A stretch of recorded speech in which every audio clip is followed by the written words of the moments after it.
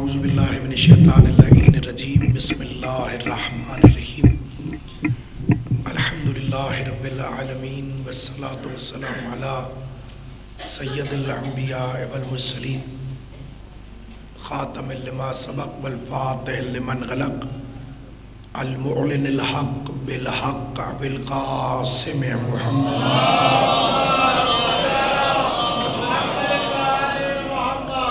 اہل بیت الطیبین الطاہرین المعصومین المنتجبین المظلومین الذین اذھب اللہ عنہم الرجس وطہرہم تطہیرا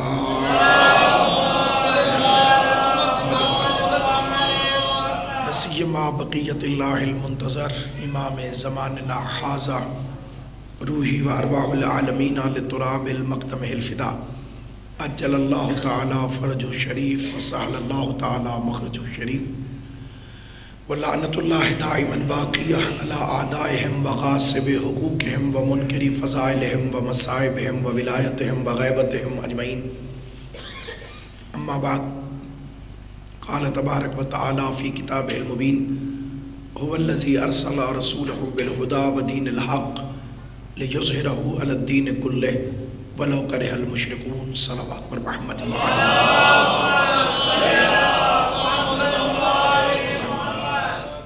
پروردگار عالم شہزادی کونین کے لال کے صدقے میں اس عظیم ترین عبادت کو اپنی بارگاہ میں شرف قبولیت عطا فرمائے اور حجت خدا کے ظہور میں تاجیل فرمائے۔ ان مجالس اعزاء کا مقصد جہاں حصول معرفت قائم آل محمد ہے، اس میں ایک بنیادی بات یہ بھی ہے کہ ماننے والوں کے لیے شوق آمادگی کو پیدا کیا جائے اور انکار کرنے والوں کو دعوت فقہ دی جائے۔ سب سے بڑی کوتاہی ہمارے سے یہ ہوئی ہے کہ عالم اسلام میں جتنی مضبوط دلیلیں، آیتیں، حدیثیں اور روایتیں عقیدہ امام مہدی علیہ السلام کے متعلق موجود ہیں،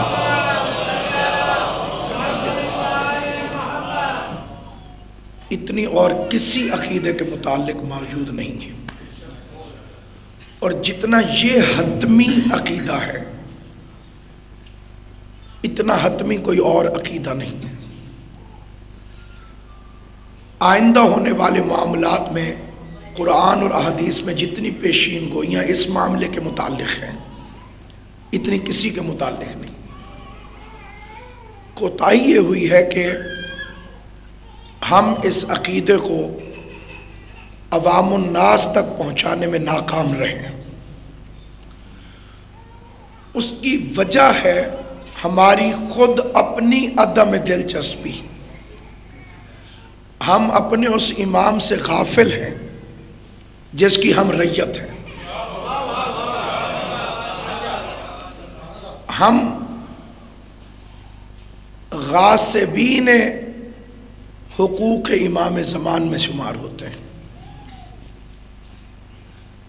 اگر دو چار کی خدا نے نصرت فرمائی ہو اور وہ محروم ہو یہ ایک الگ بات ہے، وہ اس دائرے کے اندر نہ آتے ہوں یہ الگ بات ہے، لیکن جب میں ہم کہوں تو اس سے مراد میں گناہگار،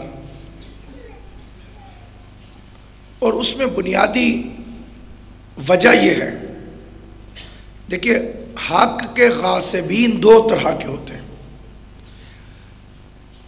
ایک تو وہ غاصب جن پر خدا نے لعنت بھیجی ہے، اور ایک وہ غاصب جو دشمنی کی وجہ سے حقوق کے غاصب نہیں ہے، غفلت کی وجہ سے حقوق کے غاصب ہے۔ یہ بالکل ویسے ہی ہے جیسے ایک تارک الصلاۃ اور ایک منکر الصلاۃ۔ تارک الصلاۃ میں بھی کچھ لوگ غفلت کی وجہ سے نماز کو چھوڑ دیتے ہیں، اہمیت سے ناواقف نہیں ہیں۔ ہم بھی حجت خدا علیہ السلام کی اہمیت سے ناواقف نہیں رہے، لیکن ہمیں یا تو حقوق کا پتہ نہیں یا ہم انہیں ادا نہیں کرنا چاہتے۔ بالکل اسی طرح سے ایک حق ہے، حق سادات خمس، ایک شیعہ نہیں ہوگا جو اس کا منکر ہو. منکر ہو جائے گا تو شیعہ نہیں رہے گا. لیکن کتنے پرسنٹ لوگ اس حق کو ادا کرتے ہیں؟ آل محمد کا حق یہ ادا کرتے ہیں. اس کی تعداد اتنی مختصر ہے کہ باعث شرمندگی ہے. اسی طرح حضرت کے ظہور ہیں اور حضرت کے حقوق ہیں. رعیت کے اوپر خدا کی طرف سے وہ واجبات جنہیں امام علیہ السلام کی غیبت کے دور میں ہم پر واجب کیا گیا، اس میں سب سے پہلا اور ضروری حق ہے معرفت. اور معرفت وہ جو معرفت حقیقی ہے، جس کے لیے وہ تسلیم کریں یا نہ کریں. روایت برادران اہل سنت کے پاس بھی بڑے زور کے ساتھ موجود ہے، من مات ولم یعرف امام زمانہ ماتا میتتن جاہلیہ. جو مر گیا اور اس نے اپنے زمانے کے امام کی معرفت حاصل نہ کی، وہ جاہلیت کی موت مرا. جہالت نہیں، جاہلیت. دیکھیے جہالت اور چیز ہے، جاہلیت الگ چیز ہے. کسی کو اب کوئی مسئلہ نہیں آتا تو وہ جاہل ہے. لیکن حضور سے پہلے اگر کوئی مر گیا، حضور علیہ السلام کے آنے سے پہلے، اس دور کو دور جہالت نہیں کہا جاتا، دور جاہلیت کہا جاتا ہے. اب آپ اس کی اہمیت پر آج کی حد تک توجہ فرمائیے. اگر کسی نے اپنے زمانے کے امام کی معرفت حاصل نہ کی تو جاہلیت کی موت مرا. مطلب نہ اس پر نماز آئی، نہ قرآن آیا، نہ رسول آئے، نہ دین آیا، نہ اسے دین کی کسی چیز کا علم ہو سکا. ایک امام کی معرفت کے بغیر جاہلیت کی موت ہے تو نہ نماز قبول ہوگی، نہ روزہ قبول ہوگا، نہ حج قبول، سب بے معنی اگر امام کی معرفت حاصل نہیں کی. اس کے لیے ایک دعائے معرفت ہے جسے پڑھنے کا حکم دیا گیا. مستحبات میں سے ہوتی ہیں تعقیبات نماز، تاکید بہت زیادہ ہوتی ہے. تو مستحبات میں ہے کہ ہر نماز کے بعد دعائے معرفت کی تلاوت کی جائے. بڑی مختصر سی دعا، اللہم عرفنی نفسک، اے خدا مجھے اپنی معرفت عطا فرما. فإنک ان لم تعرفنی نفسک لم اعرف نبیک، اگر تو نے مجھے اپنی معرفت عطا نہ فرمائی تو میں تیرے نبی کی معرفت کو حاصل نہیں کر سکوں گا. اور پھر کیونکہ یہ بھی میں خود حاصل نہیں کر سکتا، ہدایت اور معرفت یہ دو چیزیں ایسی ہیں جن کا تعلق براہ راست خدا سے ہے. اللہ سے ہی کہنا پڑتا ہے کہ تو عطا فرما. اہدنا الصراط المستقیم، تو مجھے ہدایت کر صراط مستقیم کی طرف. ہدایت بھی وہ دیتا ہے، معرفت بھی وہ عطا کرتا ہے. پھر خود کہا اللہم عرفنی نبیک، خدایا مجھے اپنے نبی کی معرفت بھی تو ہی عطا فرما. فإنک ان لم تعرفنی نبیک لم اعرف حجتک، اگر تو نے مجھے اپنے نبی کی معرفت عطا نہ فرمائی، یا اگر میں تیرے نبی کی معرفت حاصل نہ کر سکا تو میں تیری حجت کی معرفت حاصل نہیں کر سکوں گا. کیونکہ ہر دور میں یہ دعا نماز کے ساتھ پڑھی جاتی رہی. اس دور میں مراد قائم آل محمد. اب اگلا فقرہ سنیے، اللہم عرفنی حجتک، یہ دعا کا آخری فقرہ. خدایا مجھے اپنی حجت کی معرفت بھی عطا فرما. فإنک ان لم تعرفنی حجتک ضللت عن دینی،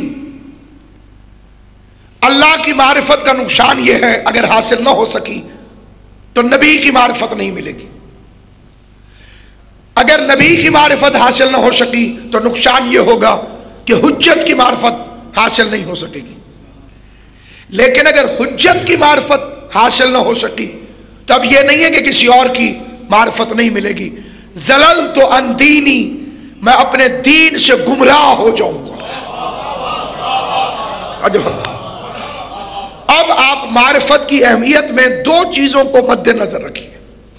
پہلی بات، اگر یہ معرفت حاصل نہیں ہوئی تو اس کا نتیجہ یہ نکلے گا کہ ہم جاہلیت کی موت مریں گے، نہ کہ جہالت کی. اور دوسری بات کہ اگر یہ معرفت حاصل نہ ہو سکی تو ہم اپنے دین سے گمراہ ہو جائیں گے. یہ دو باتیں معرفت کے حصول کے لیے بنیادی طور پر ذہن میں رکھنا ضروری ہے. اس کی اگلی بات، معرفت کی دو قسمیں. حضرت امام جعفر صادق علیہ السلام ایک فرمان ہے، اگرچہ اردو میں ڈھلنے کے بعد بھی تھوڑا سا مشکل رہ جاتا ہے، لیکن میں کوشش کروں گا کہ میں اس کی تشریح کر سکوں. امام علیہ السلام فرماتے ہیں کہ ابرار کی نیکیاں مقربین کے گناہ ہیں. مدارج ہیں مختلف. ایک چیز ہے کہ ممکن ہے کہ میں اسے نیکی سمجھتا ہوں، وہ میرے لیول پر میرے لیے نیکی ہے، لیکن جب بہت اونچا لیول آ جائے گا تو وہ بلند مرتبہ شخصیت کے لیے وہ چیز جو میرے لیے نیکی تھی معرفت کے لحاظ سے گناہ ہو جائے گا. کیونکہ خدا معرفت سے زیادہ عطا نہیں کرتا، اور کیونکہ خدا براہ راست بھی عطا نہیں کرتا، آل محمد کے ذریعے سے عطا کرتا ہے. اس لیے حضور علیہ السلام نے اللہ سے مدد طلب نہیں کی تھی. وَاجْعَلْ لِي مِن لَّدُنْكَ سُلْطَانًا نَصِيرًا، مدد کرنے والا سلطان عطا فرما. تو جب مصطفیٰ اللہ سے مدد نہیں مانگتا تو تم یا اللہ مدد لے کے کہاں سے آ گئے؟ کچھ ہمارے لوگوں نے حکمت عملی کہی ہے یا پبلک کی خوشامد، انہوں نے بھی یا علی مدد کے ساتھ بڑا بڑا یا اللہ مدد لکھنا شروع کر دیا. قرآن میں کہاں ہے کہ اللہ مدد کرتا ہے؟ وہ مدد نہیں کرتا، وہ مددگار بھیجتا ہے. یا ایھا الذین آمنوا کونوا انصار اللہ، ایمان والو اللہ کے مددگار بن جاؤ. کما قال عیسی ابن مریم للحواریین من انصاری اللہ، سورہ مبارک صف. قال الحواریون نحن انصار اللہ، حواریوں نے کہا ہم اللہ کی مدد کریں گے. حالانکہ عیسیٰ کی مدد کی اور مدد اللہ کی ہو گئی. تو جب عیسیٰ کا مددگار اللہ کا مددگار ہے تو جو مصطفیٰ کا مددگار ہو وہ اللہ کا مددگار کیوں نہیں ہو؟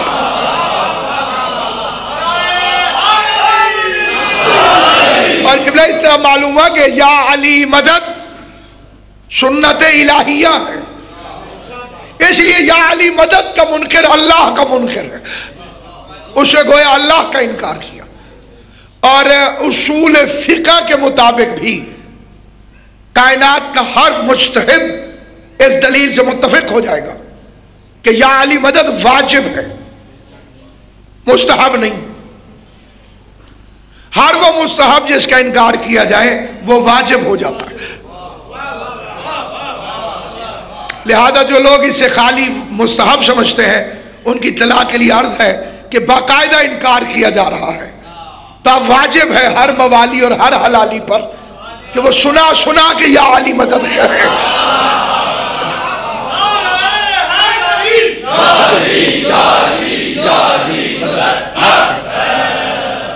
یہاں پر ایک طبقہ ہمارے اندر ایسا بھی پیدا ہو گیا ہے کہ جو ایک بہانے سے ہم سے یا علی مدد چھڑانے کے لیے اس نے ایک بہانہ تراشا. اس بہانے پہ بھی آپ توجہ کیجیے گا. کہیں گے صاحب ہم تو امام زمان علیہ السلام کی رعیت ہیں اور ہمارے امام تو امام مہدی علیہ السلام ہیں، تو ہمیں یا مہدی مدد کہنا چاہیے، اب تو یا علی مدد چھوڑ دینا چاہیے، یا ہمیں مہدی مہدی کرنا چاہیے، یا علی تو نہیں کرنا چاہیے. تو ان کی اطلاع کے لیے عرض ہے کہ جب امام مہدی ظہور فرمائیں گے تو وہ بھی مہدی مہدی نہیں کروائیں گے، وہ بھی یا علی یا علی یا علی، ان کا وظیفہ بھی یہی۔ تو لہذا یہ جو ایجادات کرنے والے لوگ ہیں، بالکل ہماری حالت وہی ہے کہ جب ٹیچر کلاس روم سے چلا جائے تو ہر طرف شیطانیاں شروع ہو جاتی ہیں۔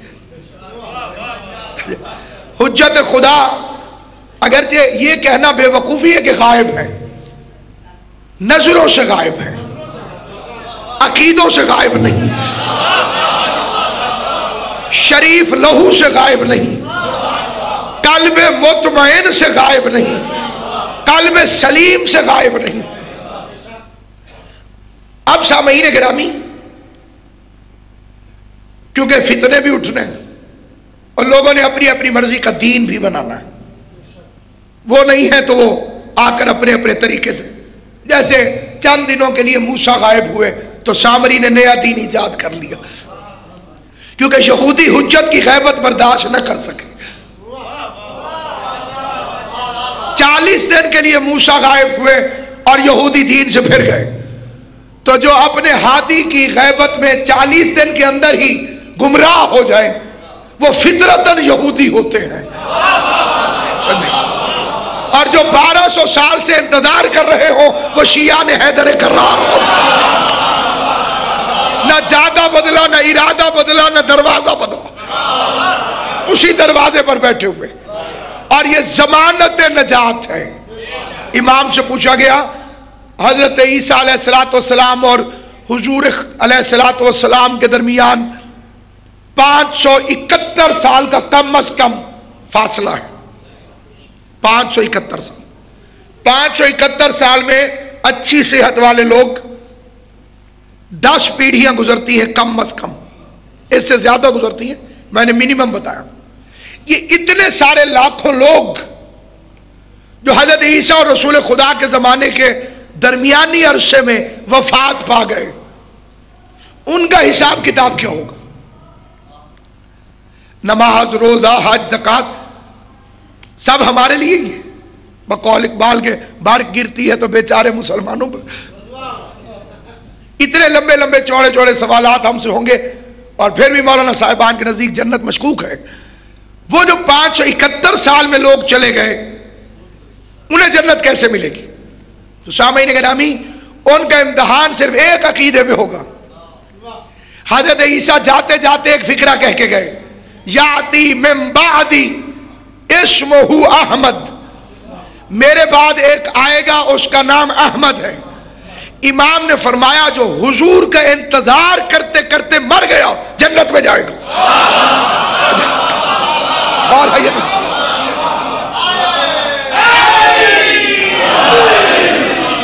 جس نے خالی انتظار کیا کہ حضور تشریف لائیں گے وہ جنت میں چلا جائے گا۔ اب یہ ایک لفظ ہے معرفت، حجت خدا کی معرفت، اس کی 2 قسمیں ہیں۔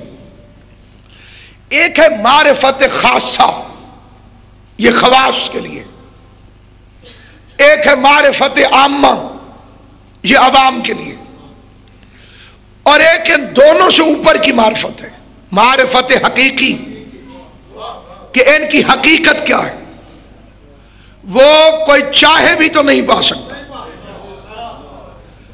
وہ یا اللہ کے پاس ہے یا رسول کے پاس۔ یہ وہی معرفت ہے جس کے لیے سلمان سے پوچھا گیا تھا مسجد میں کون کون ہے،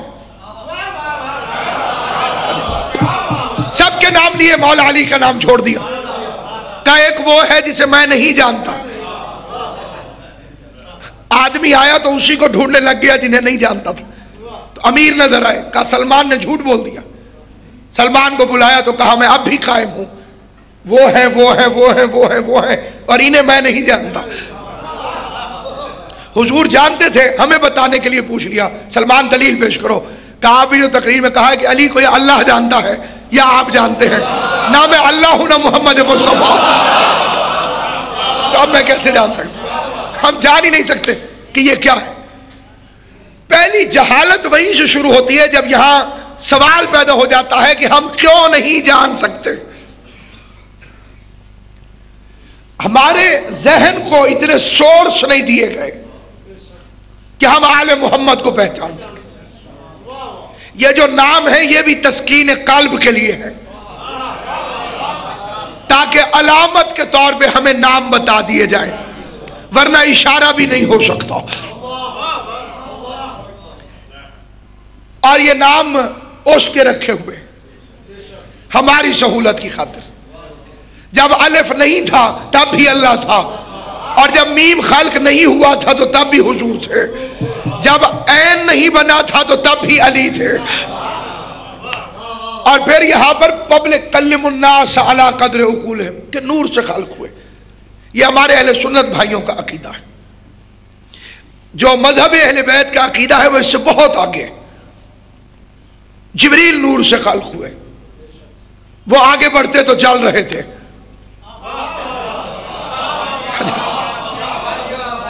یہ نور ہے نا، جبرائیل نور ہے، اگر یہ آگے بڑھتے تو چل رہے تھے. اور حضور چمڑے کی جوتیوں سمیت چل رہے تھے، کیونکہ وہ جوتی حضور کے قدموں سے لپٹی ہوئی تھی. تو اس وقت وہ اپنی تینت میں جبریل کے نور سے افضل تھی. اور بہار الانوار میں امیر المومنین کا فرمان ہے، کہا کہ اگر اس نور پر جسے آپ نور کہتے ہیں میرا نام نہ لکھا جاتا تو اس میں روشنی پیدا نہ ہوتی. توجہ ہے کہ نہیں؟ آپ معلوم ہوا جہاں علی نہیں وہاں اندھیرا ہے. اب جہاں علی نہیں معلوم کس کے کلمے میں اندھیرا ہے، کس کی آذان میں اندھیرا ہے، کس کی نماز میں اندھیرا ہے. نظر آیا لا الہ الا اللہ محمد الرسول اللہ فلاں فلاں فلاں، تو امام کے چہرے پہ جلال آیا. اور امام کے فکرے تھے غیروا کل شیء حتی ھذا، ہر چیز کو بدل دیا تم نے، یہاں تک کہ اس کو بھی. فرمایا کہ عرش پر لکھا ہوا تھا لا الہ الا اللہ محمد الرسول اللہ علی امیر المومنین. اور پھر فرمایا کہ اے ابن قاسم ابن معاویہ، خدا کی قسم خدا نے کسی چیز کو خلق نہیں کیا، اس میں جان نہیں آئی جب تک اللہ نے اس میں علی اور ولی اللہ نہیں لکھ دیا.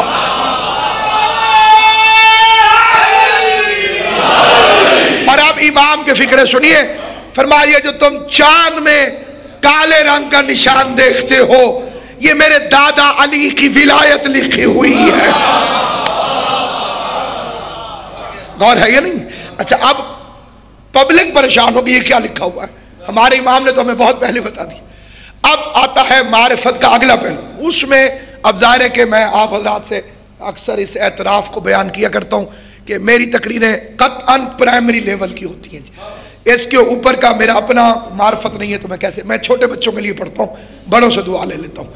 سامعین گرامی، جو ہمارے پاس معرفت کا ذخیرہ ہے، ہمارے سے مراد ماننے والوں کے گھروں میں، اس کی بنیاد ہے کہ آپ 12ویں امام ہیں، زندہ ہیں، آ جائیں گے. یہ معرفت نہیں ہے. جو کم از کم ریکوائرمنٹ ہے ائمہ معصومین کی احادیث کے مطابق وہ ہے تعارف غائبانہ. آپ کسی صاحب سے ملے، آپ نے پوچھا آپ کا نام، مثال کے طور پر انہوں نے کہا سید تنظیم حسین نقوی. میں نے بسم اللہ بسم اللہ قبلہ. آپ کا غائبانہ تعارف تو تھا، ملاقات آج ہوئی ہے. تو کم از کم امام کا اتنا تعارف موجود ہو کہ ہم امام کو اتنا کچھ کہہ سکیں ان کے آنے کے بعد کہ مولا آپ کا غائبانہ تعارف تو تھا.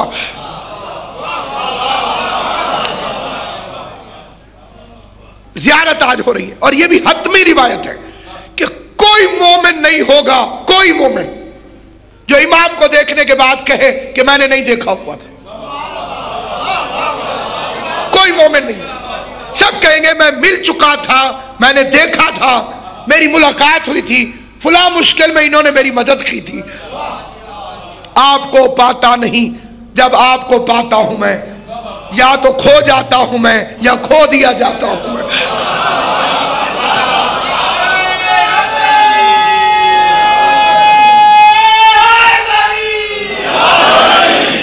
آج سے 20 سال پہلے جب ٹیلی ویژن آپ کو یاد ہوگا بس اتنا ہی چلتا تھا کہ پہلے ایک ٹون آتی رہتی تھی، انتظار فرمائیے لکھا ہوا ہوتا تھا، تھوڑی دیر کے لیے آیا اور پھر رات کو 12 بجے قومی ترانہ لگا خدا حافظ.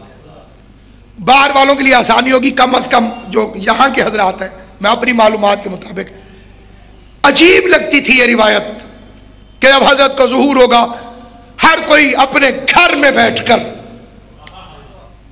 امام کے ظہور کو دیکھے گا. دیکھیے معجزات پر مبنی نہیں ہے زندگانی امامت. تاریخ انہوں نے امامت کی طاقت سے نہیں لکھوائی، پریکٹیکل لائف کو گزارا تاکہ کوئی اعتراض نہ کر سکے. اسی لیے وہ بشری روپ جس پر گفتگو آئندہ تقاریر میں آپ کی خدمت میں آئے گی کہ اس کالے میں ڈھال کے کیوں بھیجا گیا.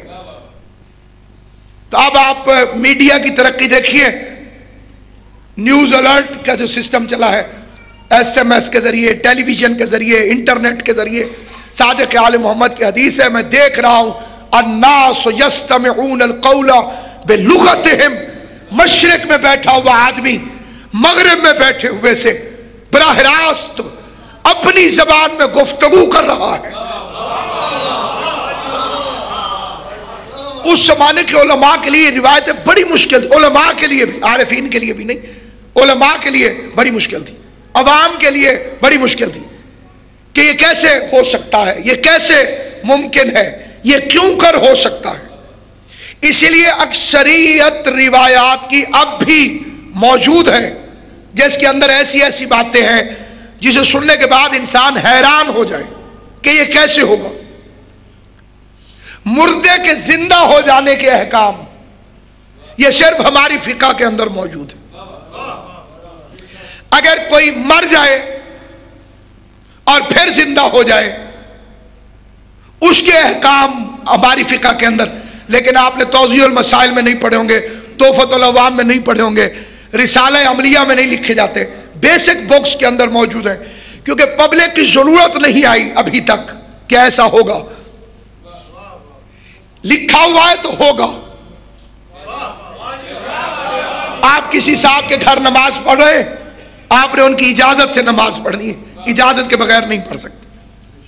دوران نماز آپ کو احساس ہوا کہ جس کی اجازت سے نماز پڑھ رہا تھا ان کا انتقال ہو گیا، فقہ کہتی ہے نماز توڑ دو اور فوراً گھر سے باہر چلے جاؤ کیونکہ اب وراثت منتقل ہو گئی ہے. نیا مالک راضی ہے یا نہیں ہے یہ ابھی طے ہونا باقی ہے. توڑو باہر چلے جاؤ، یہ فقہ کا مسئلہ ہے. تو اب سامعین گرامی قدر تعارف غائبانوں کہ ہمیں امام کی وہ معرفت حاصل ہو سکے جس میں ہمیں ان کی عقیدت میں اختیار کا اندازہ ہو، ان کے بنیادی نشانیاں اور ان کے اختیار بالخصوص، کیونکہ امام کے ظہور کے بعد جس غلطی کی معافی نہیں ہوگی وہ اختیار حجت میں شک ہے. اس سے پہلے بھی جو سزائیں ملی وہ انہی مجرموں کو ملی، وہ جو مرد عورت بن گئی تھی. امام علیہ السلام نے کیوں بنایا؟ اختیار میں شک کیا، اللہ کا ساتھ دیا حالانکہ اس نے کافر نہیں تھا، یہودی نہیں تھا، عیسائی نہیں تھا، کہہ رہا تھا اللہ بھی یہ کر سکتا ہے آپ نہیں کر سکتے. امام نے اسے عورت بنایا تو اللہ میاں نے بھی نہ چھڑایا. اللہ میاں تھوڑی سی سپورٹ تو کر دیتے، نہیں حسن یہ آپ کو نہیں مانتا لیکن مجھے تو مانتا ہے.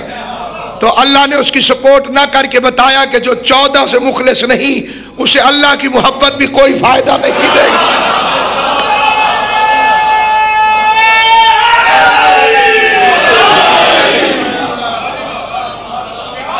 مجھے اپنے بچپن میں یاد ہے، میں لاہور میں جب پہلی دفعہ آیا تھا 6 جولائی 1986 کو یہاں کانفرنس کے اندر، تو داتا صاحب کو بھی دیکھنے کا شوق، مینار پاکستان بھی دیکھنے کا شوق، داتا صاحب کی طرف نکل گیا۔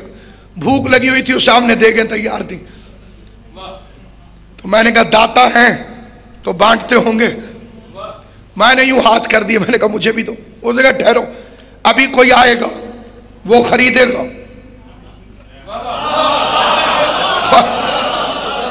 یہ بالکل میرے کالج کے ابتدائی زمانے کا واقعہ ہے اور مجھے اچھی طرح یاد۔ ابھی کوئی آئے گا، ابھی وہ خریدے گا، پھر تمہیں دیں گے۔ میں ایک طرف کھڑا ہو گیا، اتنے میں ایک بندہ آیا، اس نے خرید لی، مالک نے اسے بیچ دی۔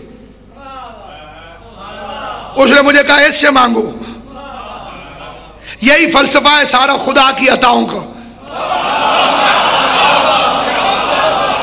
آل محمد نے خرید لی ہے، اب اللہ سے مانگنے کا فائدہ کوئی نہیں، جو ہے یا نہیں؟ خدا کہے گا انہی سے مانگو۔ میں نے دیکھا ایک بندہ دیگ والے کے پاس جاتا ہی نہیں تھا جس نے خریدا ہے، وہ بار بار اسی کے پاس جاتا تھا ڈائریکٹ، آپ اس سے کہیں۔ اس نے کہا دیکھو، اس نے کوئی شرط تو نہیں رکھی، جو جھولی پھیلا دے اسی کو دیتا جا رہا ہے۔ آل محمد نے بھی کوئی شرط نہیں رکھی، جو جھولی پھیلاتا جائے گا دروازے پر جھولیاں بھرتے چلے جائیں گے۔ اب میں نے بڑا سوچا کہ یہ بندہ آتا کیوں نہیں اس سے مانگنے، ادھر کیوں جاتا ہے؟ تو پھر پتا چلا کہ اس کی اور اس کی لڑائی ہوئی ہے۔ فدق کے چور آل محمد کے پاس نہیں آتے، اللہ کے پاس جاتے ہیں اسے لے کے۔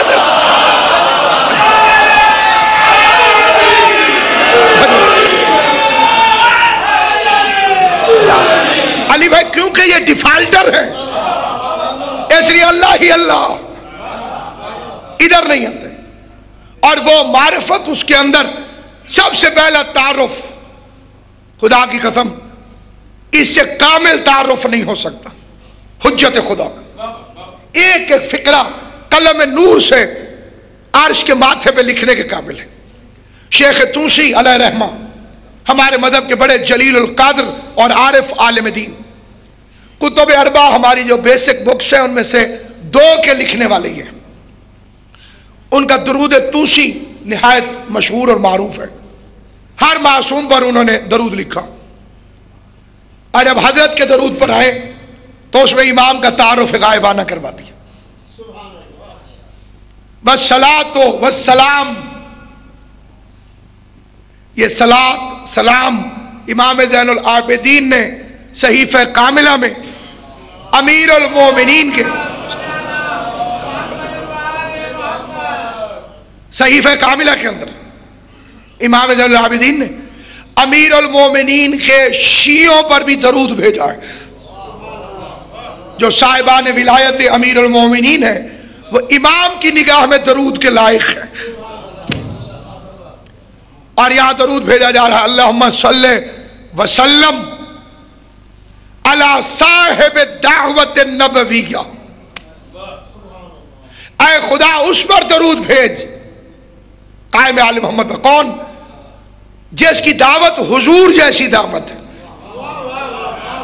یہ ابھی 21 مارچ گزرا ہے، آپ نے عید نوروز منائی ہے جو دراصل عید ولایت علی ہے۔ یہ غدیر کا دن نہیں، یہ سن 660 عیسوی 21 مارچ جب امیر المومنین ظاہری تخت پر تشریف فرما ہوئے، اس دن 21 مارچ جب مولا بیٹھے تو امام پر سوال کیا گیا طنز کے ذریعے سے، کہا یہ وہی تخت ہے جسے آپ ابن عباس سے کہہ رہے تھے کہ جوتی سے بھی گھٹیا اور بکری کی ناک سے بہنے والی غلاظت سے بھی کمتر، پھر قبول کیوں کیا؟ ایسے 2 سوالات ہیں، ایک حضرت ابو الحسن علی ابن موسیٰ رضا علیہ السلام سے کیا گیا کہ مولا آپ نے جو ولی عہدی قبول کر لی، اس کا مطلب تو یہ ہے کہ اس کی حکومت جائز ہے جس کی آپ ولی عہد ہیں۔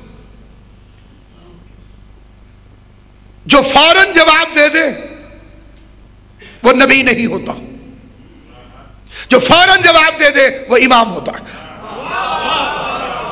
کیونکہ نبی وحی کا انتظار کرتا ہے، وہ کہے تو جواب دوں، اور یہ بولے تو سمجھو وہ بول رہا ہے۔ سوال ختم ہوا، امام نے جواب شروع کر دیا۔ امام نے فرمایا عزیز مصر کافر تھا اور یوسف اس کے وزیر بنے، تو جب کافر کے وزیر بننے سے یوسف کی نبوت میں کوئی فرق نہیں پڑا، تو اس ظاہری مسلمان کا ولی عہد بننے سے میری امامت میں کیا فرق پڑ سکتا؟ یہ قرآنی جواب تھا جو امام علیہ السلام نے ارشاد فرمایا۔ یہ ایک سوال بھی آج آیا، اور میں نے قبلہ زاہد بخاری صاحب سے بھی کہا تھا کہ اس موضوع کے متعلق نوجوان جو سوال کرنا چاہیں، جو ان کے ذہن میں اٹھیں یا باہر سے مخالفین کوئی سوال کرتے ہوں اور ان کے ذہن میں اس کی خلش ہو، تو وہ بے جھجک اسے بیان کر سکتے ہیں۔ آج بھی ایک سوال آیا کہ حضرت کے ظہور میں تاخیر کیوں ہو رہی ہے، اس کا جواب انشاءاللہ کل میں آپ کی خدمت میں تفصیل سے، کیونکہ ایک تفصیل طلب ہے، میں چاہتا ہوں کہ جو بات میں شروع کی ہے اسے آپ کی خدمت میں مکمل کر سکوں۔ سامعین، امام علیہ السلام سے سوال کیا گیا کہ جب یہ اتنی حقیر حکومت ہے تو آپ نے اسے قبول کیوں کیا؟ امیر کائنات کا جواب خالی تاریخ سمجھ کے مت سنیے گا، اسے مذہب کی پالیسی اور شیعت سمجھ کے جواب سنیے گا۔ یہ امام کا جواب جو ہوتا ہے وہ عقیدہ ہوتا ہے۔ امام نے فرمایا اگر تمہاری حالت حضور کے آنے سے پہلے والی نہ ہو گئی ہوتی تب بھی لات منات اور عزا کو پوجتے تھے، اب بھی لات منات اور عزا کو پوجتے ہو۔ اب مولا علی کا فکرہ ہے تو اس کی تشریح کا بھی زمانہ متحمل نہیں، تعداد سے آپ کچھ اندازہ لگا سکتے ہو تو وہ آپ کی معرفت کا اپنا ادراک ہے۔ پہلے بھی 3 بتوں کو پوجتے تھے اور اب بھی 3 بتوں کو پوجتے ہو، تم پہلے والی حالت پر آ گئے تھے اس لیے میں نے قبول کیا۔ تو حجت خدا کے آنے سے پہلے بھی دنیا پہلے والی حالت پر، حضور سے پہلے والی حالت پر واپس آ چکی ہوگی۔ بت پرستی ہوگی، ضروری نہیں ہے کہ سامنے کوئی مجسمہ تراشا جائے اور پھر اس کی ہو۔ حدیث ہے امام موسیٰ کاظم علیہ السلام نے فرمایا قاتل پر لعنت، اور پھر فرمایا مقتول پر بھی لعنت۔ پبلک پریشان ہوگی۔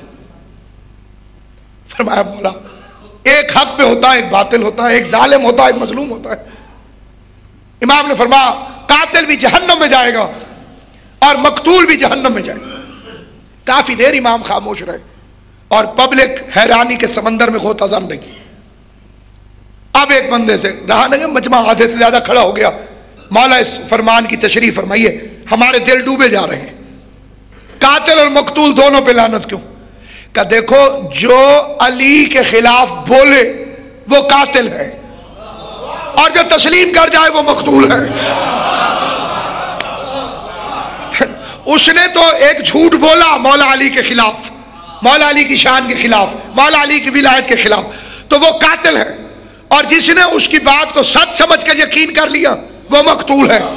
امام نے کہا قاتل میں بھی لعنت، مقتول میں بھی لعنت۔ تو اب جی کنڈیشن اسی طرح سے ہوتی چلی جا رہی ہے، اسی طرح سے، بلکہ اس سے بھی ابتر۔ عمر بن العاص وزیر اعظم تھا معاویہ کا، امیر کی شہادت پر اس نے مرثیہ کہا۔ اس کی پہلی لائن یہ ہے کہ آج نبع العظیم دنیا سے چلا گیا۔ آپ کے ہاں ایسے کاریگر مولوی پیدا ہو چکے ہیں جو امیر المومنین کے نبع العظیم ہونے کا انکار کر چکے ہیں، حالانکہ قرآن صاف کہہ رہا ہے اما یتساءلون عن النبع العظیم، یہ جس کے بارے میں جھگڑا کرتے ہوں فی مختلفون، جس کے بارے میں انہوں نے جھگڑا کیا ہے وہ نبع العظیم ہے جس کے متعلق یہ سوال کرتے ہیں۔ رسول نے فرمایا یا علی انت نبع العظیم، آپ کی ولایت ہے جو سب سے بڑی خبر ہے، اسی لیے علی کی ولایت کو پہنچانے والا نبی سب سے بڑا نبی ہے۔ خبر بڑی تھی اس لیے پہنچانے والے کو سید الانبیاء بنایا، اور حضور آخری نبی اس لیے ہے کہ علی ولی اللہ آسمانوں میں آخری خبر ہے، اور اس کا جو ٹوٹل امپلیمنٹ ہوگا وہ امام زمان کے ہاتھوں سے ہوگا۔ اس لیے مولوی امام کے آنے کے بعد ہاتھ جوڑ کے کھڑے ہو جائیں گے، یا ابن زہرا آپ جائیے، ہم موجود ہیں، اور امام تلوار چلائیں گے۔ کئی سروں کو امامے نہ دے سکیں گے پناہ، جو ذوالفقار علی بے نیام ہو جائے۔ پرانی روایات میں کوفے سے نجف تک اور وہاں سے کربلا تک مولویوں کی لاشیں پڑی ہوں گی۔ اب مولانا صاحبان نے اس روایت میں تھوڑی سی جگہ تھوڑی کرنی شروع کر دی ہے، حالانکہ مولوی زیادہ ہوتے جا رہے ہیں۔ حجت خدا کا انکار کیا جائے گا ان کے سامنے، ایسا دین پیش کریں گے کہ لوگ سمجھیں گے کہ گویا یہ بالکل نیا دین ہے۔ اس کی تشریح خطرناک ہے، لیکن فکرہ ہیڈ لائنز کے طور پہ ذہنوں میں محفوظ کر لیجئے۔ صاحب الدعوت النبویہ امام علیہ السلام جب دین پیش کریں گے تو مسلمانوں کو بالکل نیا محسوس ہوگا، بالکل نیا، یعنی پچھلا دین اتنا چھپ چکا ہوگا، امام جب ظاہر کریں گے تو وہ نیا دین عجیب لگے گا، اور پرانا دین جو امام علیہ السلام حضور والا بیان فرمائیں گے، ائمہ معصومین والا بیان فرمائیں گے، تو پبلک کو حیرت محسوس ہوگی کہ امام کیا فرما رہے ہیں۔ صاحب الدعوت النبویہ وصولت الحیدریہ والعصمت الفاطمیہ، کیا شان ہے میرے امام کی، فاطمہ زہرا کی عصمت کے مالک صلی اللہ علیہ وسلم۔ حضرت موسیٰ بھی معصوم ہیں لیکن فرعون چھوتا رہا، کبھی کبھی آسیہ سے لے کے کھلا لیتا ہوگا، گھر میں جو پلتے رہے، ہے معصوم لیکن فرعون چھوتا رہا۔ عیسیٰ کو خدا نے بلایا تو فرمایا میں تجھے لوگوں کی نجاست سے دور لے کر جا رہا ہوں، بہرحال پبلک کے اندر تھے۔ حضور کو، مولا علی کو یہودی بھی ہاتھ ملا لیتے تھے، عیسائی بھی ہاتھ ملا لیتے تھے، لیکن کیا کہنے عصمت فاطمۃ الزہرا کے، غیر معصوم نہ دیکھ سکا نہ چھو سکا۔ اور یہ اگر آئی صفت تو دو اماموں میں، دو معصوموں میں آئی، خواتین میں فاطمۃ الزہرا اور مردوں میں قائم آل محمد۔ کوئی چھو بھی نہ سکے گا کافر اور مشرک، اور مشرک اور کافر کھانے کو بھی نہیں چھو سکیں گے۔ پہلے خطبے میں امام یہ فتویٰ جاری کریں گے، امام حرامنا بعد یوم مال امنا صدیقہ، آج کے بعد علی کی ولایت کے دشمنوں پر میری ماں فاطمہ کا رزق حرام ہے۔ یہ جو قتل شروع ہوگا یہ بعد میں شروع ہوگا، بعد میں اللہ خود آواز دے گا، امام سے گفتگو کرے گا بغیر جبرائیل کے واسطے سے۔ نوح علیہ السلام نے اللہ سے کہا تھا رب لا تذر علی الارض من الکافرین دیارا، خدایا زمین پر کافروں کی ایک بستی بھی قائم نہ رکھ، اور اللہ امام زمان سے کہے گا حجتی لا تذر علی الارض من الکافرین آثارا، اے میری حجت زمین پر ایک کافر کا اثر بھی باقی نہ رہنے دے۔ اب آپ نے نوح اور امام زمانہ کی طاقت میں فرق دیکھا، جو اپنا کام اللہ سے کروائے اسے نوح کہتے ہیں، اور اللہ اپنا کام جس سے کروائے اسے امام زمان کہتے ہیں۔ وہ نوح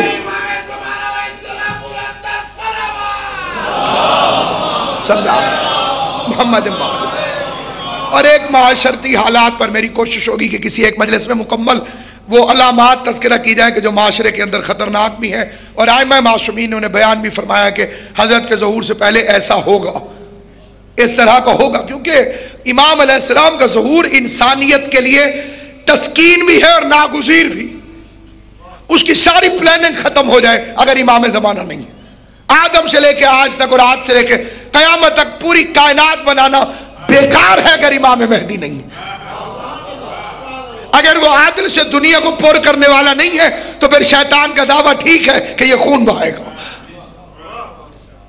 ابھی انی اعلم لا تعلمون کا جواب باقی ہے، جو ہم جانتے ہیں وہ تم نہیں جانتے، وہ امام زمان کی حکومت ہے۔ ختمی المرتبت حضور نہیں ہے، امام مہدی ہیں. خاتم المعصومین حضور نہیں ہے، امام مہدی علیہ السلام.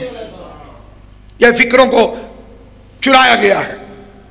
ختمی المرتبت، وہ آخری مرتبے والا جس کے بعد اللہ نے کسی کو مرتبہ دیا ہی نہیں، کسی کو نہیں دیا. بقیت اللہ خیر لکم ان کنتم مومنین، سورہ ہود کہہ رہی ہے میرا بقیہ تمہارے لیے بہتر ہے اگر تم مومن ہو. اس کا تو کبھی دیسی طریقے سے ترجمہ ہو تو پھر لطف آئے. دکاندار کو آپ پیسے دے رہے تھے، اس نے کہا 100 روپے اور دے دیے، اور دے دیے، اور آخری پیسے نکال کے کہا اب باقی میرے پاس یہی ہے، جس کے بعد اس کے پاس کوئی شے نہ ہو. آخری حجت، اس کے آگے میں خانہ بھی نہیں، اس کے آگے عطیہ بھی نہیں، اس کے بعد دروازہ بھی نہیں، اس کے بعد شہر بھی نہیں. حجت آخر، اس کے بعد اللہ کوئی حجت نہیں رکھتا. یہ آخری حجت ہے خداوند کی طرف سے. ایک محمد کے لیے کائنات بنائی گئی، ایک محمد کے لیے بچا کے رکھی ہوئی ہے. اور کائنات کا وجود دلیل ہے کہ وہ ہے صاحب دعوت النبویہ وصولت الحیدریہ والعصمت الفاطمیہ والحلم الحسنیہ والشجاعت الحسینیہ. یہ تعارف ہے امام زمان کا. یہ سکیچ بنایا جائے، تصویر بنائی جا رہی ہے. نبی جیسی دعوت، علی جیسی سولت، بطول جیسی عصمت، حسن جیسا حلم، حسین جیسی شجاعت، زین العابدین جیسی عبادت، محمد باقر جیسا علم، جعفر جیسے آثار، کاظم جیسا قزم الغیظ، رضا جیسا رضاؤں کا مالک، تقی جیسا صاحب جود، نقی جیسا صاحب کرم، ہیبت جیسے عسکری کی، غیبت جیسے اللہ کی.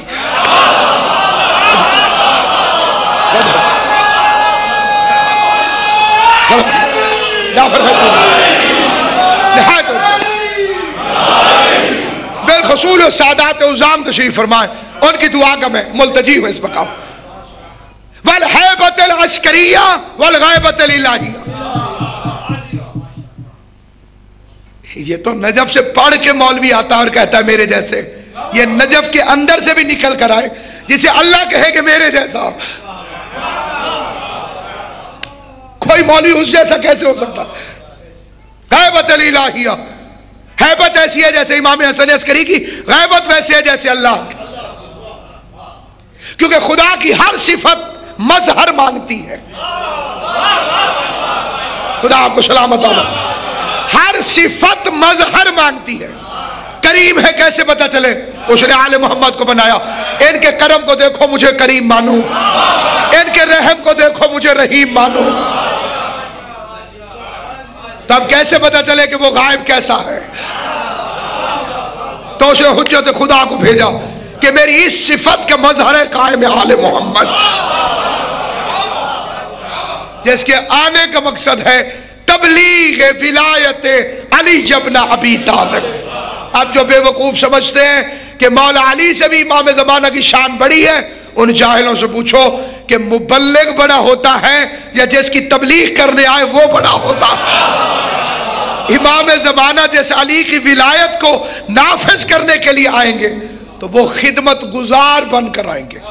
باقی عقیدت اور محبت ہے تو صادق آل محمد سے کسی نے کہا مولا حال انت القائم، کیا آپ قائم ہیں؟ تو امام علیہ السلام احترام میں اٹھ کے کھڑے ہو گئے. فرمایا اگر اسے پالوں تو ساری زندگی اس کی خدمت کروں. توجہ ہے یا نہیں؟ یہ بہار الانوار کے اندر اور الغیبت کتاب کے اندر معصوم کا فرمان ہے کہ اگر میں پالوں فی حیاتی تو ساری زندگی میں اپنی اس کی خدمت میں گزار. یہ بالکل ویسے ہے جیسے حسن حسین کو رسول کہہ دیتے ہیں میرے ماں باپ تم پر قربان ہو جائیں. جیسے خود مولا علی نے کہا قائم آل محمد کے لیے میرے ماں باپ تو اس پر قربان ہو جائیں. گویا میں دیکھ رہا ہوں کہ میرا قائم اپنے لشکر کے ساتھ جنگ کر رہا. اسی لیے واجب ہے ایک دعا، اللہم عجل لولیک الفرج. نماز قبول نہیں ہوگی اگر اس کے بعد امام زمان کے ظہور کی دعا نہیں مانگی جائے گی. یہ حقوق امام میں اجماع کے ساتھ ہے. ایک چیز ہوتی ہے کہ میرا عقیدہ اور اس سے کوئی متفق نہ ہو، اسے بیان کرنا بڑا خطرناک ہوتا ہے، بہت خطرناک ہے. تو ایسی بات کو ممبر سے بیان نہیں کرنا چاہیے. اجماع ہو جس پر علماء کا، سگان دنیا کا نہیں. جو ہمارے علماء ہیں جس پر شیخ طوسی علیہ رحمہ، علامہ ہلی علیہ مقامو متفق ہیں کہ ہر نماز کے بعد جو بندہ، دیکھیے کچھ نمازی کے لیے واجبات ہے. مثلا ایک تو دعا ضرور اس سے مانگنی چاہیے. دعا مانگے بغیر چلا جائے تو خدا کہتا ہے کہ مجھے تیری عبادت کی ضرورت نہیں، میں نے تو دینے کا ایک بہانہ بنایا تھا تاکہ تو کسی بہانے سے میری بارگاہ میں آئے اور مجھ سے کوئی سوال کرے. اس لیے دو دعائیں تو اس نے نماز کے اندر واجب کر دی. وہ دو دعائیں نہ مانگو تو نماز قبول نہیں ہوتی.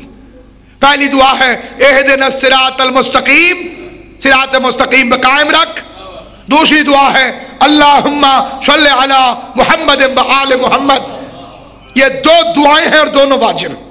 درود بھی تو دراصل ایک دعا ہے. پھر اس کے بعد تہذیب آل محمد کی سکھائی ہوئی. جس کے گھر نماز پڑھی ہے اس کے لیے دعا مانگو، نہیں مانگو گے تو نماز قبول نہیں ہے. پہلی دعا صاحب خانہ کے لیے مانگو جس کے گھر میں تم نے نماز پڑھی ہے. اور دوسری لازم اور واجب دعا حجت خدا کے لیے. اور کبھی بہت جلدی میں ہو، صاحب خانہ کے لیے نہیں مانگ سکتے ہو تو صرف امام کے ظہور کی دعا مانگو. اس میں تمہاری بھی دعا ہو گئی، گھر والے کی بھی بھلائی کی دعا ہو گئی. جس کے گھر پڑھو امام کے ظہور کی دعا اس کی بھلائی کے لیے بھی. یہ ماہ رمضان جب آتا ہے تو اس کے اندر ایک دعا مانگی جاتی ہے اور اکثریت کو نہیں معلوم کہ وہ دراصل امام زمان کے ظہور کی دعا ہے. اللہم اقص کل عریان، خدایا سب ننگوں کو کپڑے دے دے، سب بھوکوں کو کھانا دے دے. اللہم اشفی کل مریض، ہر مریض کو شفا دے دے، ہر پھٹکے ہوئے کو وطن واپس بھیج دے. یہ امام زمان آئیں گے تو ہوگا. یہ اصل میں امام زمان علیہ السلام کے ظہور مبارک کی دعا ہے کہ خدا یہ کر دے یہ کر دے. وہ جتنا کچھ ہے یہ سب کچھ حضرت کے ظہور کے بعد ہے اور سب سے بڑی دعا ہے اور سب سے اہم ترین دعا ہے. لوگ اتنی دعا مانگیے کہ لوگ آپ کو دیوانہ سمجھنا شروع کر دیں. ایسی دعا مانگیے، ایسی کئی ہستیاں گزری ہیں پہلے والے آئمہ کے زمانے میں، پانچویں امام کے زمانے میں، چھٹے امام کے زمانے میں، کہ وہ یا قائم یا قائم یا قائم کہتے ہوئے مسجدوں میں پھرتے تھے اور لوگ انہیں دیوانہ سمجھتے تھے. اسی لیے امام کی حدیث ہے کہ اگر کوئی امام کا انتظار کرتے ہوئے اپنے گھر میں بھی مر گیا اور اس کے دل میں ہوا کہ کاش امام آ جائیں، تو امام فرماتے ہیں وہ اپنے گھر میں نہیں بلکہ امام کے خیمے میں مرا. اور جو انتظار کرتا وہ مرا شہید مرا، اور جو انتظار کرتا وہ مرا. مومن قبروں میں دوڑ پڑیں گے. امیر المومنین نے اپنے خطبے فرمایا جب حضرت کا ظہور ہوگا تو مومن قبروں میں دوڑ پڑیں گے دوسری قبروں کے مردوں کو جگانے کے لیے کہ اٹھو میرا مولا آ گیا، اٹھو میرا مولا آ گیا. اور وہ جواب جو میں نے کل پہ چھوڑا ہے اس کو بھی میں ائمہ معصومین علیہ الصلوۃ والسلام کی زبان طاہر سے اور علماء کرام کے واقعات سے عرض کروں گا کل کی مجلس میں کہ حضرت کے ظہور میں دیر کیوں ہو رہی ہے. حتمی تاریخ جو قرآن نے لکھی ہے حضرت کے ظہور کی وہ کیا ہے. قرآن نے جو صاف صاف بتایا ہے کہ امام کب آئیں گے، اس بات کے ساتھ کہ جو تعین کرے وہ جھوٹا ہے. کوئی کہے کہ امام فلاں دن آ رہے ہیں، جھوٹا ہے. معصوم نے کہا کیونکہ یہ خدائی سیکریسی ہے، اسے کسی پہ ظاہر ہی نہیں کیا گیا. امام سے بھی امام کی تلوار کہے گی اخرجو یا ولی اللہ، اے اللہ کے ولی خروج فرمائی، خروج فرمائی. اور اس سلسلے میں ایک چھوٹا سا واقعہ اسے جلدی سے بیان کر دیتا ہوں کیونکہ زندگی پر اعتبار نہیں. کیوں تاخیر ہو رہی ہے؟ یہ سوال آج سے 140 سال پہلے نجف اشرف میں پیدا ہوا اور 140 سال پہلے کا نجف کتنا پاک و پاکیزہ ہوگا تصور کیا جا سکتا ہے. جب ڈش اینٹینا نہیں تھا، جب کیبل کی بیماری نہیں آئی تھی، جب ٹی وی نہیں تھا، جب ریڈیو نہیں تھا، یعنی شیطان اپنے ہتھیاروں سے جب لیس نہیں ہوا تھا. اس زمانے کا نجف. اور ایک ایسے عالم سے مسئلہ پوچھا گیا کہ جو خوف خدا رکھتا تھا. آیت اللہ بے بہانی انہوں نے 100 علماء کو طلب کر لیا. بڑی توجہ سنیے، 100 علماء کو طلب کر لیا. کہا کہ کوئی بندہ منتخب کیجئے جو حضرت سے ملاقات کرے. امام علیہ السلام سے تشرف کے، ملاقات کے 1000 سے زیادہ طریقے علماء نے لکھے ہیں، مشکل بھی آسان بھی. باقی ملاقات ہوتی ہے اپنے ظرف کے مطابق. کسی کو خواب میں جھلک دکھا دیتے ہیں، کسی سے بات کر لیتے ہیں، کسی کو سوتے میں اٹھا کے بٹھا دیتے ہیں. کیونکہ حکم ہے وربتو، اور رابطہ کرو امام سے. ایک عالم دین سے ایک شخص نے آگے کہا تھا کہ میں نے بڑی کوشش کی ہے، بڑی ٹرائیاں ماری ہیں، مجھے زیارت نہیں ہو رہی. یہ بھی کر لیا، وہ بھی کر لیا، یہ بھی کر لیا، وہ بھی نہیں ہو رہی. تو انہوں نے بٹھا لیا اپنے پاس. شاگردوں سے کہا اسے پانی نہیں پینے دینا. جوان بیٹھ گیا. 10 گھنٹے گزرے، 12 گھنٹے، پانی بند. آخر اسے نیند آ گئی.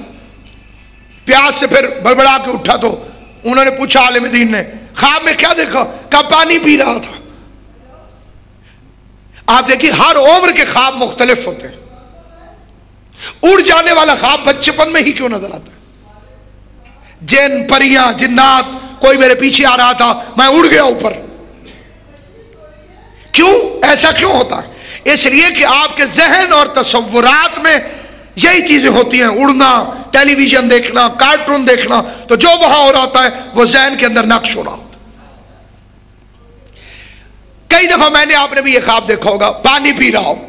یہ 11 مہینے خواب نہیں آتا، یہ روزوں میں ہی آتا ہے.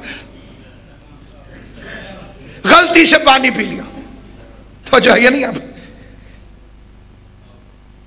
تو 15-20 گھنٹے بٹھانے کے بعد عالم دین نے اس کے سونے سے اٹھنے کے بعد پوچھا کیا دیکھا؟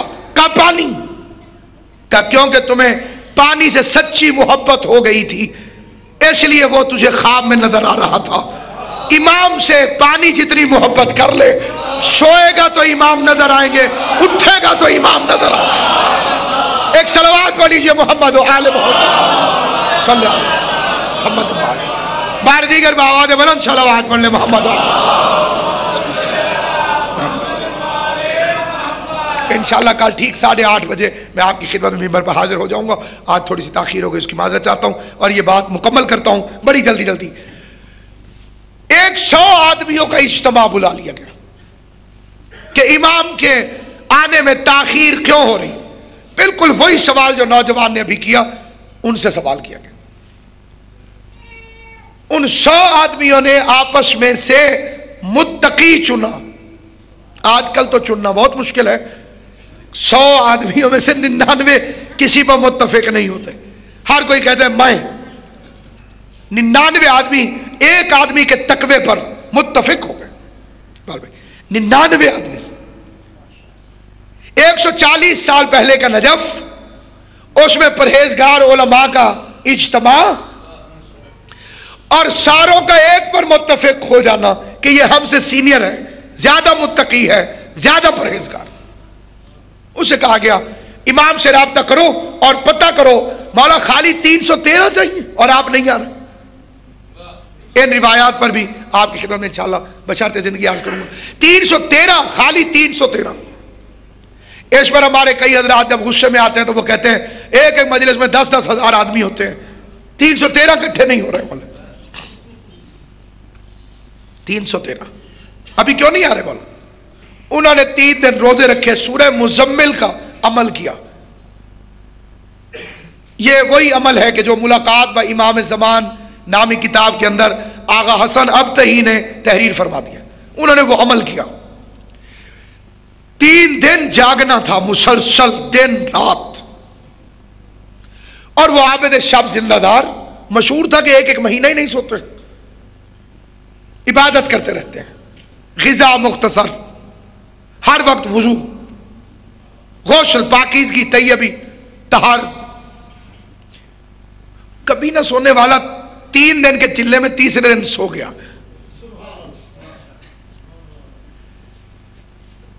اور جو نگاہ رکھے ہوئے تھے انہیں غصہ چڑھ گیا، اسے کیوں منتخب کیا تھا، اس نے تو کام خراب کر دیا. آج ہی مولا کے آنے کی توقع تھی، آج ہی سو گیا. اٹھا وہ تو اسے سب نے پکڑ لیا. اس نے کہا کہ میں جواب لے کر آیا ہوں، میں سویا نہیں تھا، سلایا گیا تھا. جواب دینے کے لیے انہوں نے مجھے سلا دیا تھا. اس واقعے پر پوری توجہ کیجئے گا، اس سوال کا جواب بہت سارے دلوں میں اٹھتا ہے اور شافی جواب ہوگا انشاءاللہ، مطمئن کر دینے والا جواب. کیا جواب لائے ہو؟ کہا میں سویا تو دیکھا کہ ایک بہت بڑے شہر کے دروازے پر میں کھڑا تھا. پاؤں پھوٹی، دروازہ کھلا، کیا دیکھتا ہوں کہ ایک لشکر ہے جو میرے استقبال کے لیے پھول پتیاں تو لیے ہی کھڑا ہے، تاج بھی اٹھائے ہوئے. میں نے پوچھا آپ کون؟ کہا بادشاہ سلامت سلام. دل میں خیال آیا جب انہیں پتہ چلے گا کہ میں بادشاہ نہیں ہوں بڑا برا حشر کریں گے میرے ساتھ، تو انہیں ابھی بتا دوں. اس نے کہا کہ بھائی میں تمہارا بادشاہ نہیں ہوں، میں تو ایک عالم دین ہوں، سفر کر رہا تھا اس شہر میں آ گیا. انہوں نے کہا نہیں تم نے ہماری پوری بات نہیں سنی. کل رات ہمارے بادشاہ کا انتقال ہوا، ہم نے پوچھا آپ کے بعد کون ہوگا؟ اس نے کہا شہر میں جو سب سے پہلے داخل ہو اسے بادشاہ بنا دے. کئی بندے پریشان ہو گئے مولوی بادشاہ بن گیا تو کیا ہو گیا؟ تو جائیے نہیں، سر پہ تاج، سواری. تب بادشاہ سلامت آرام فرمائیں گے کہ پہلے نکاح ہو جائے. انہوں نے کہا کیسا نکاح؟ انہوں نے کہا بادشاہ نے یہ بھی کہا تھا حکومت دینے کے بعد میری بیٹی کی شادی اسی سے کر دینا. انہوں نے کہا جی پہلے شریعت کا کام ہو جائے بعد میں دوسرے کام ہوتے رہیں گے. تشریف لے گئے، نکاح ہوا، سارا دن مبارکبادیوں میں گزر گیا. جواب آ رہا ہے. میں نے ایک بڑے طویل واقعے کو نہایت مختصر کیا. مخدوم صاحب وہ کہتے بالآخر رات کو میں اپنے حجلہ عروسی میں داخل ہو گیا. دلہن پر نگاہ پڑی، خدا نے کیسی تصویر بنائی تھی. پھر آگے کا پیراگراف دلہن کی تعریف میں وہ بھی چھوڑ دیا. فرماتے ہیں کہ ابھی مسحری میں بیٹھا تھا کہ دروازے میں دستک ہوئی. کون گستاخ ہے؟ دوسری مرتبہ ہوئی تو میں غصے میں چلا گیا. دروازہ کھولا تو کوئی گھوڑے پر نقاب پوش، تیرے امام کا کاشد ہوں. مولا فرما رہے تم ساری زندگی دعائیں کرتے رہے، فلاں مقام پہ پہنچو تاکہ میں ظہور کروں. کہتا ہے ننھا سا دل ٹوٹ کے رہ گیا اور خالی دل میں خیال آیا، انکار نہیں کیا تھا، ابھی خیال آیا کہ مولا کو ابھی آنا تھا. کہاں آنکھ کھل گئی. اب سوچئے ایسے 313 چاہیے، 10,000 میں سے نکال کے دکھائیے ہے کوئی. وہ 313 ہوں گے کہ ملائکہ جن کی خدمت کریں گے اور وہ اپنی جانوں کو بیچ چکے ہوں گے. 72 کی خواہش تھی کہ ہم 313 کے ساتھ ہوتے. اور جو ہے نہیں اتنی بلندی پر ہیں یہ 313. ان کے لیے نہ مال کو چھوگا، نہ جان کو چھوگی، نہ اولاد کو چھوگا. الوقف لا یملک، یہ اپنے آپ کو اپنی ملکیت نہیں سمجھتے ہوں گے بلکہ اپنے امام کی ملکیت سمجھتے ہیں. امام آئیں گے، 27 سال تقریباً روایات کے فکرے ہیں، جنگ ہوتی رہے گی. آتے ہی یکدم حکومت قائم نہیں ہوگی. مختلف شہروں کے حالات لکھے گئے ہیں، ائمہ معصومین سے روایات کی گئی ہیں. بالآخر تخت لگ جائے گا اور تاج پہن کے تخت پر تشریف فرما ہوں گے. کوئی بی بی آئے گی جس کی حالت دیکھ کر امام زمان تاج پھینک دے.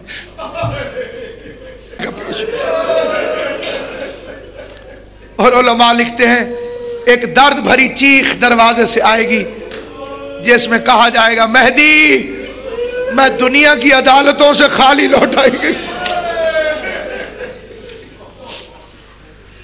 یہ وہی موقع ہوگا جب میرا مولا مدینے آئے گا، فاطمہ زہرا کے غاصبوں کو قبروں سے نکالے گا، امام زمان انہیں سولی پر لٹکائیں گے، اور جب وہ سولی پہ لٹکے ہوئے ہوں گے اس وقت فاطمہ ایک گٹھڑی اٹھائیں گی اور وہ گٹھڑی مہدی کو بلا کے دکھائیں گی.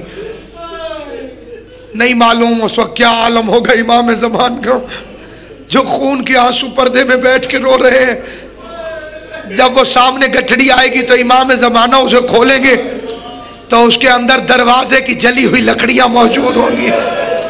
رو کے کہیں گی مہدی یہ میرے دروازے کی جلی ہوئی لکڑیاں ہیں. اگلا فقرہ سادات سے دلی معذرت چاہ کے پھر روایت کا پڑھنا چاہتا ہوں. امام زمان لکڑیوں کو دیکھیں گے تو بے پناہ ماتم شروع کر دیں گے. بی بی اپنے بچے کے دونوں ہاتھوں کو تھامیں گی اور پھر کہیں گی مہدی ان لکڑیوں کو سونگ کے دیکھ، ان میں سے میرے محسن کے خون کی خوشبو آ رہی.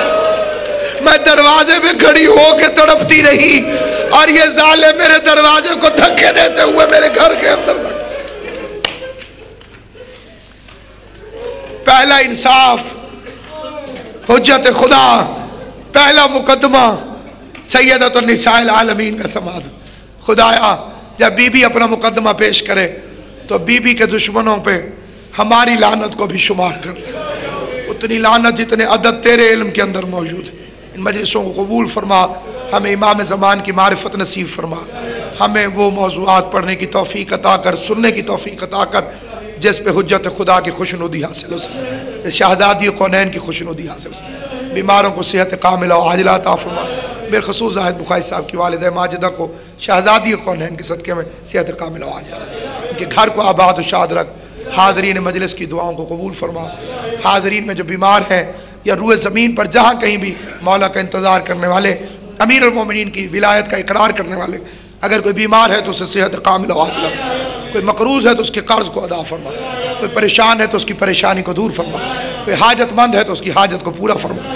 میرے بھائی علی صادق صاحب کو شہزادی کونین کی عزت و عظمت کا واسطہ ہمیشہ حضرت ابوالفضل عباس کے سائے میں رہے. قبلہ تنظیم نقوی صاحب، مخدوم ناصر عباس صاحب اور جتنے معززین تشریف فرمائے، جو امام زمان کے منتظرین تشریف فرمائے، جعفر نقوی صاحب قبلہ، شہزادی کونین کی عزت و عظمت کا واسطہ اقبال بھائی، سب کی دعاؤں کو بی بی فاطمہ تو زہرا کے صدقے قبول فرما. بی بی کوئی خالی نہ جائے تیرے بچے کے دربار سے. شہزادی اپنے قائم سے ہماری سفارش کر دو کہ ہمارے گناہوں کو معاف کرتے ہوئے، ہمیں توفیق عبادت دیتے ہوئے، ہمیں امیر المومنین کے شیعوں جیسے عمل کرتے ہوئے دنیا و آخرت کی خیر و خوبیاں عطا فرما. وارث زمان کو اجازت ظہور عطا فرما. زیارت اور نصرت صاحب امر کی توفیق عطا فرما. ہمارا ملک اس وقت قابل دعا ہے.